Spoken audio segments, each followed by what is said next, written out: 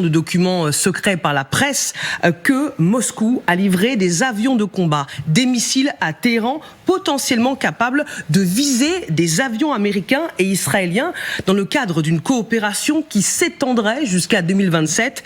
C'est dans ce contexte que le chef de la diplomatie iranienne, Abbas Araghchi, a été reçu par Poutine en personne à Saint-Pétersbourg aujourd'hui.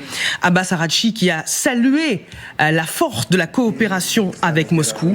Partons justement en Russie retrouver notre correspondant pour TF1 LCI, Jérôme Garraud. Bonsoir Jérôme, quel est le rôle de Vladimir Poutine dans cette guerre avec cette rencontre au sommet avec le représentant du régime iranien ? Bonjour, alors sachez d'abord que cette rencontre fait l'actualité du jour, c'est même la une des différentes agences de presse officielles russes. Vladimir Poutine a fait une petite déclaration dans laquelle il se pose en faiseur de paix au Moyen-Orient. Ça, c'est une position diplomatique russe assez classique, mais il s'agit de rappeler que Moscou fait partie de ce jeu régional et c'est vrai que traditionnellement, les Russes ont eu de bonnes relations à la fois avec les pays du Golfe, Israël et bien sûr l'Iran qui est son partenaire stratégique, pas son allié, mais son partenaire stratégique. Ça, c'est la première chose. Ensuite, il s'agit de fortifier un discours ici qui est hostile à l'Amérique et à l'Occident, accusé de ne pas respecter le droit international. Il faut vraiment savoir que cette guerre en Iran nourrit un discours beaucoup plus ancien qui tient à présenter la Russie comme un pays menacé, voire agressé perpétuellement par l'Ouest, par l'Occident. Mais ceci étant dit, Vladimir Poutine à présent ne va sans doute rien faire de plus pour plusieurs raisons.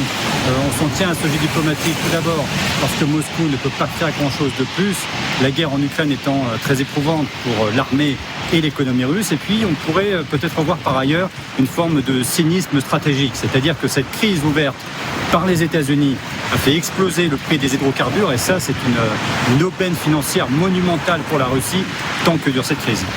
Merci beaucoup Jérôme Garraud avec Michael Merle, nos envoyés spéciaux à Moscou. Colonel Goya, avec l'aide de Poutine qui, devant les caméras, dit qu'il veut la paix et en fait en sous-main arme l'Iran, le régime peut-il tenir tête à Trump ?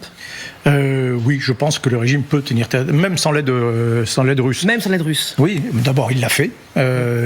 Alors c'est en grande partie parce que cette guerre a été très mal organisée du côté américain, très clairement. Elle a été sous-dimensionnée dès le départ. Elle a été très erratique. Et en plus, ça s'est arrêté à mi-chemin, quoi. On l'évoquait tout à l'heure. Les moyens militaires iraniens, ils sont toujours là, quoi. Donc il aurait fallu au moins continuer pendant un mois cette campagne de frappe si on avait voulu avoir de vrais résultats militaires, c'est-à-dire terminer, mettre fin à tout l'arsenal balistique, peut-être encore plus casser le programme nucléaire, etc. Là, au moins, déjà, Donald Trump aurait pu présenter un bilan en disant voilà, j'ai cassé les dents, les crocs du régime et n'est plus menaçant militairement, même s'il n'y a pas de négociation. Or, il s'est arrêté à mi-chemin pour changer complètement d'optique. Et donc, les Iraniens, enfin le régime se retrouve dans une position où il dit écoutez, voilà, nous avons résisté aux États-Unis. Le budget américain, c'est 50 fois le budget de la défense iranien, le budget réel, j'entends. Et aux Israéliens, c'est pas rien non plus. Voilà, et nous sommes toujours là. Nous avons toujours une capacité de frappe, et nous avons toujours les otages, la prise d'otages. Il faut bien concevoir le détroit d'Ormuz comme une prise d'otages, et nous avons encore cet atout. Et voilà, et qui finalement, qui a demandé le premier véritablement arrêté, c'était Donald Trump. Qui le premier a montré des signes de fatigue, c'était Donald Trump, en menaçant éventuellement d'escalader, ce qui montrait bien qu'en réalité, cette première campagne ne donnait pas les résultats qu'il voulait.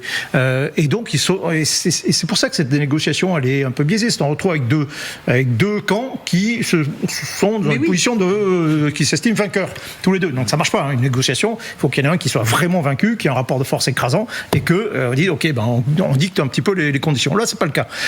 Et donc on rentre dans une autre phase de bras de fer qui est un peu plus compliquée. Alors je suis assez d'accord qu'effectivement cette idée de contre-blocus, c'est peut-être l'idée la plus intelligente. Comme quoi il y a quand même des gens qui réfléchissent un peu dans l'administration américaine qui ont accepté cette idée. Maintenant, je ne suis pas sûr non plus que ça donne des effets si rapides que ça. Je rappelle qu'on avait mis un embargo terrible sur l'Irak à partir de 1991.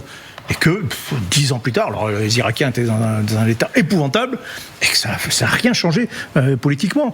Et donc là, je me méfie beaucoup sur les effets de ces blocus face à des régimes aussi durs. Un régime qui a massacré 30 000 de ses citoyens. Il dit ok, si ces gens-là souffrent, tant pis.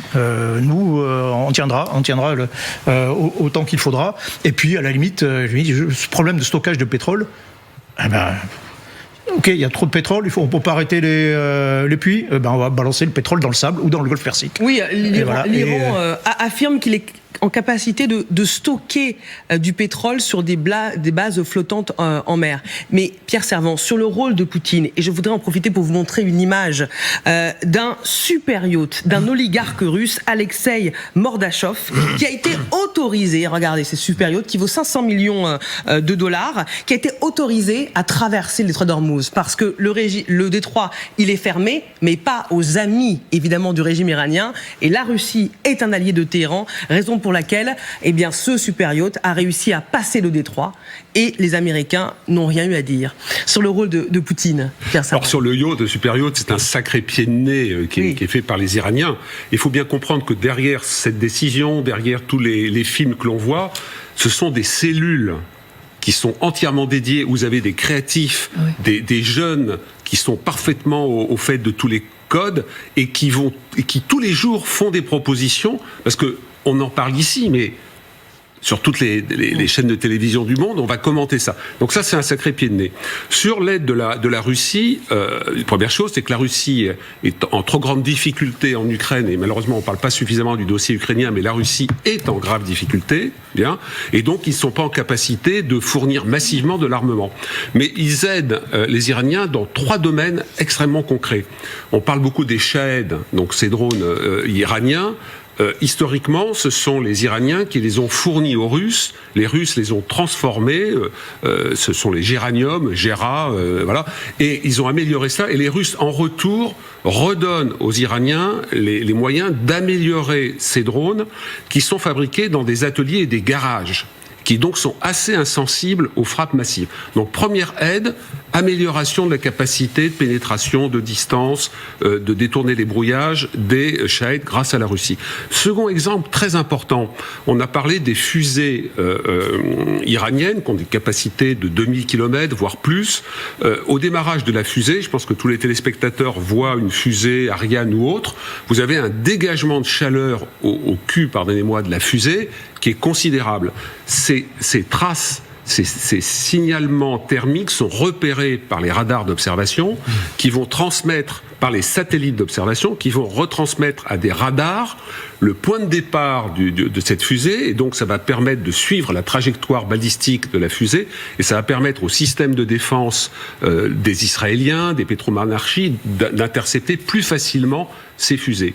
Les Russes sont parvenus à fournir et à conseiller les Iraniens pour camoufler cette signature thermique au démarrage. Je ne sais pas comment, la source que j'ai, qui est très pointue, va donner cette information, sans me dire comment, mais ça veut dire quoi ? Ça veut dire que ça retarde le moment où la fusée va être identifiée par les radars de défense, et donc ça donne à ces fusées une plus grande capacité de pénétration et de destruction. Et troisième exemple très concret, les Russes comme les Chinois ont fourni de l'aide au ciblage, pour permettre justement aux Iraniens d'être plus précis, ce qui explique pourquoi les Iraniens, malgré toutes les destructions dont ils ont fait l'objet, ont eu une capacité ces dernières semaines, enfin avant le cessez-le-feu, de faire des frappes en miroir, de donner le sentiment faux qu'il y avait une sorte de balance équilibrée entre la force américaine et israélienne et la leur, ce qui est faux réellement, mais en impression, en image, ce ciblage, notamment sur la base du prince sultan en Arabie saoudite, ça serait du renseignement chinois, eh bien, on en a tous beaucoup parlé, et donc ça rééquilibre au